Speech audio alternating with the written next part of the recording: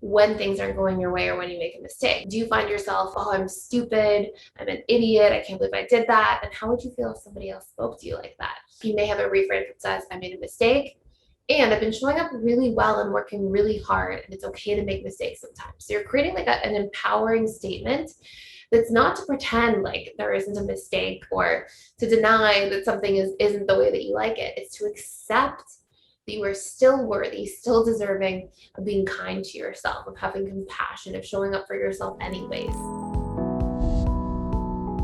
Hi, my name is Thais Gibson, and I'm the creator of the Personal Development School. This is your daily breakthrough video, and in this video, I'm going to talk to you a little bit about how to improve your self-talk in 5 key steps. So first things first, it's really important to recognize where negative self-talk comes from. And negative self-talk is essentially the result of painful past experiences that imprinted your subconscious mind in a certain way. So anytime we have a lot of negative emotional past experiences, emotion can really sort of like penetrate the subconscious barrier, can really imprint the subconscious mind.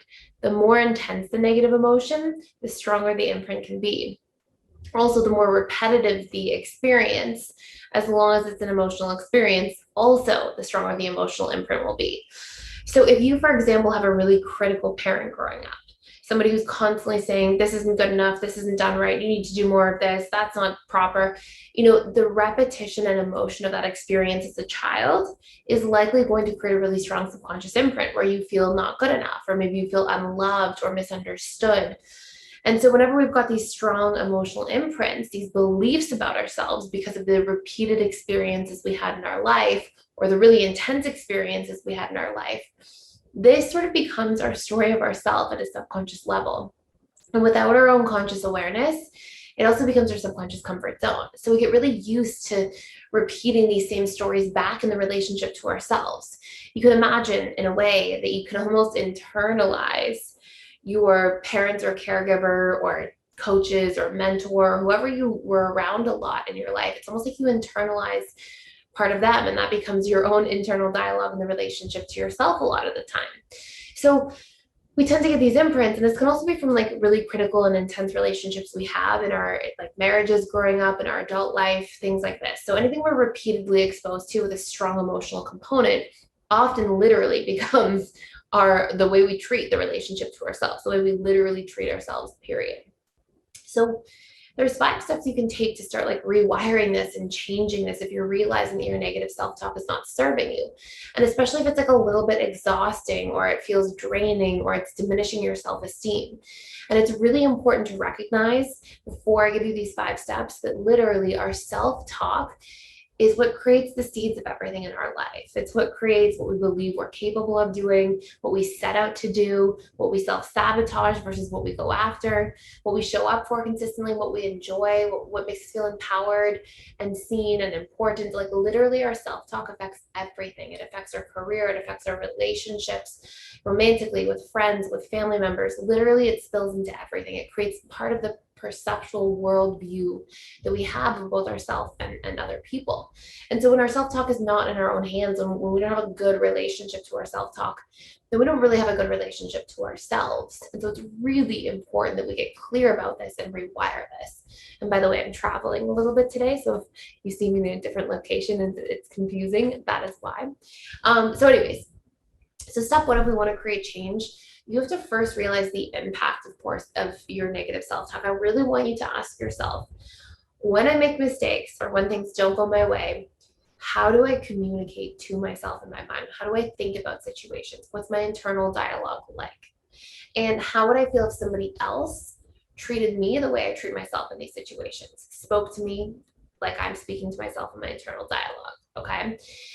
And step 2 becomes, write down and figure out the patterns about how you treat yourself when things aren't going your way or when you make a mistake. So for example, do you find yourself telling yourself, oh, I'm stupid, I'm an idiot, I can't believe I did that? And how would you feel if somebody else spoke to you like that? And maybe you find instead of the patterns are you putting down your own appearance, your body, the mistakes that you made in life, beating yourself up if you're late for something, telling yourself that you're going to be abandoned and alone forever, or that you're unlovable. Like try to notice some of these patterns and literally where they come from. Okay, really important to do. And then I want you to ask yourself, what must I believe about myself for me to treat myself this way? Okay, a really important place to take inventory and actually look. Okay, and then step 3, I want you to create a cognitive reframe. So now that I'm on this step, what can I do instead of treating myself this way? So if I'm always, for example, putting down my appearance or my body, maybe instead I can say, oh my goodness, I really love all the things my body does for me, all the ways it shows up and allows me to live my life and create things and hug people and connect with people and gets me wherever I need to go. And instead of, it doesn't have to be about like, if you have, for example, some really big challenges with body image, which I'm going to put a course out about this because I literally get a lot of questions about this as of lately. If you have a lot of challenges or pain points there, this is going to become like you being able to take a look. And it doesn't have to be that you are like, oh, my body is perfect and you're embodying that. But how about I can love my body unconditionally? I can appreciate all the beautiful, powerful things that my body does for me on a daily basis. And if you're struggling to like really accept your body, that's a great place to start. Okay, it's just in the appreciation. Anyway, so you're creating a cognitive reframe, right? Like whether it's about your body, whether it's about your mistakes that you made at work, you may have a reframe that says, I made a mistake and I've been showing up really well and working really hard, and it's okay to make mistakes sometimes. So you're creating like an empowering statement that's not to pretend like there isn't a mistake or to deny that something isn't the way that you like it. It's to accept that you are still worthy, still deserving of being kind to yourself, of having compassion, of showing up for yourself anyways. And so you're going to create a cognitive reframe around those major patterns for where you find yourself beating yourself up in your internal dialogue with mind.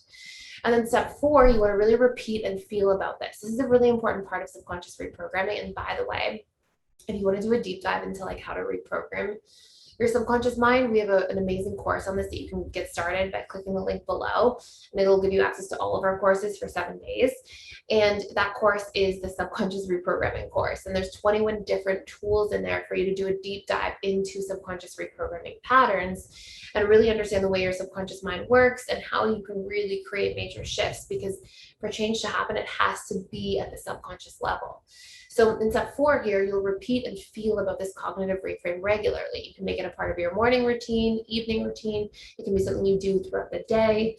But basically, the more evidence you find for why this is a reframe and really feeling the emotions behind that reframe, why you're deserving of accepting yourself despite making the mistake that you did, why you are worthy of love, and you will stay connected to people in your life instead of I'll be abandoned. The more evidence you have, evidence helps speak the language of the subconscious, because the subconscious doesn't speak like English, for example. It speaks through emotion and imagery. So the more you're feeling about these things, the more you're imagining images that pertain to these things, the more you're allowing this idea or concept to really reach your subconscious mind, which is where it needs to reach so that the other stuff stops coming back.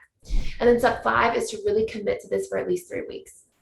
Research shows that it takes 21 days to create new subconscious programs, and they can become wired more and more deeply into our subconscious, or sort of to the depths of our unconscious mind over time as well.